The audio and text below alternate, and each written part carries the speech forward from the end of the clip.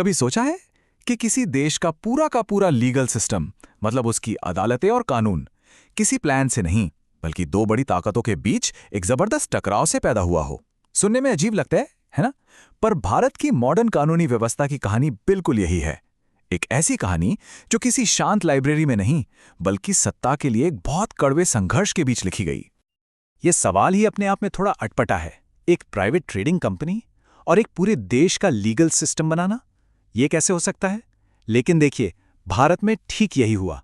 और इसका जवाब किसी बड़ी सोची समझी योजना में नहीं है, बल्कि इसका जवाब छिपा है लालच, महत्वाकांक्षा और कंट्रोल के लिए लड़ रही दो ताकतों के टकराव में। ये पूरी कहानी एक डिजाइन से नहीं बल्कि एक शोडाउन से शुरू होती है। ये कहानी है व्यापारियों के ग्रुप की, जिनकी एम्बिशंस ने उन्हें धीरे धीरे शासकों में बदल दिया। तो ये सब शुरू कैसे हुआ?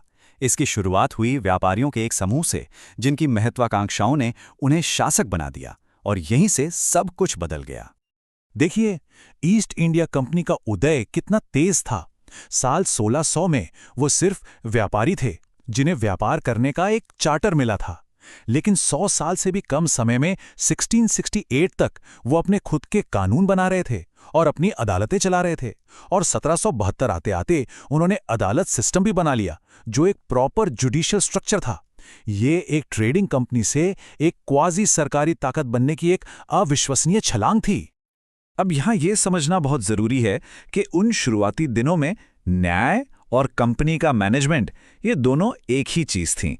कोई सेपरेशन ऑफ पावर्स नहीं था। जो लोग कंपनी चला रहे थे वही लोग जज भी थे। जरा सोच कर देखिए, आपका बॉस ही आपका जज भी है। हितों के टकराव का, जिसे हम कॉन्फ्लिक्ट ऑफ इंटरेस्ट कहते हैं, उसका एक परफेक्ट नुस्खा था। लेकिन कंपनी की ये बेरोक-टोक ताकत ज्यादा दिन तक नहीं चलने वाली थी। बहुत जल्द मैदान में एक नया और ज्यादा शक्तिशाली खिलाड़ी उतरने वाला था, ब्रिटिश क्राउन। साल 1773 ये वो साल है जब ब्रिटिश संसद ने कंपनी की बढ़ती ताकत और करप्शन से परेशान होकर रेगुलेटिंग एक्ट पास किया। और बस इसी एक कानून ने भारत में दो पावरफुल लीगल सिस्टम्स को एक दूसरे के आमने सामने खड़ा कर दिया और एक बड़े टकराव के लिए स्टेज तैयार कर दिया। तो हुआ ये कि भारत में एक ही वक्त पर दो अलग अलग कानूनी दुनियाएं चलने लगीं। सोचिए, एक तरफ थी कंपनी की अपनी अदालतें, जिन्हें कौन चला रहा था? व्यापारी, एडमिनिस्ट्रेटर। और दूसरी तरफ क्राउन की एकदम नई नवेली सुप्रीम कोर्ट, जिसमें बैठे थे इंग्लैंड से आए प्रोफेशनल जज, और वो सिर्फ और सिर्फ इंग्लिश कानून को मानते थे। ये तो एक परफेक्ट रेसिपी थी एक बड़े टकराव के लिए। और ये टकराव सिर्फ कागजों पर या बहसों में नहीं रहा। बहुत जल्द ये एक असली जमीन पर होने वाले टकराव में बदल गया।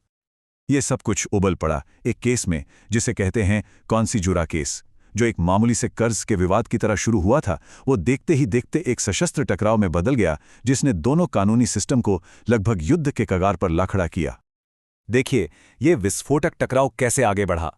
सबसे पहले सुप्रीम कोर्ट ने एक स्थानीय जमींदार के खिलाफ गिरफ्तारी का वारंट जारी किया, लेकिन कंपनी की काउंसिल ने सीधे सीधे अदालत को चुनौती दे दी और जमींदार से कहा कि इस आदेश को अनदेखा कर दो। जब कोर्ट ने अपने सशस्त्र लोग भेजे तो काउंसिल ने एक ऐसा कदम उठाया जिसकी किसी ने उम्मीद नहीं की थी। उन्होंने कोर्ट के अधिकारियों को रोकने के लिए अपनी सेना भेज दी। अचानक राजा की अदालत के अफसर और कंपनी के सिपाही एक आम स्टैंड ऑफ में आमने सामने थे। ये एक पूरा संवैधानिक संकट था। सोचिए, एग्जीक्यूटिव यानी कंपनी की सेना ने जुडिशरी के अधिकारियों को ही गिरफ्तार कर लिया था। जो एक कानूनी विवाद था, वो अब एक सशस्त्र विद्रोह जैसा बन गया था। कॉन्सिजुरा केस के बाद जो ये अफरा तफरी मची, उसने ब्रिटिश संसद को सीधे दखल देने पर मजबूर कर दिया। अब उन्हें एक स्थायी हल निकालना ही था। और इसका समाधान आया 1781 के एक्ट ऑफ सेटलमेंट के रूप में। ये असल में एक तरह की शांति संधि थी। इसने साफ साफ लाइनें खींच दी।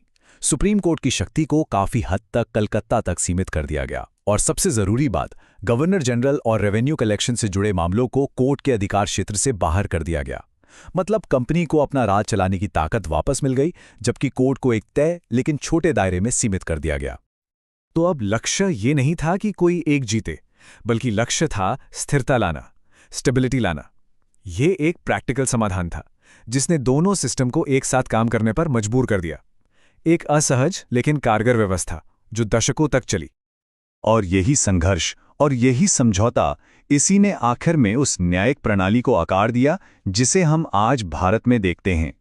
तो दशकों तक भारत में दो अलग-अलग कानूनी दुनियाएं चलती रही, एक कंपनी की और दूसरी क्राउन की। लेकिन ये बटी हुई व्यवस्था हमेशा के लिए नहीं चल सकती थी।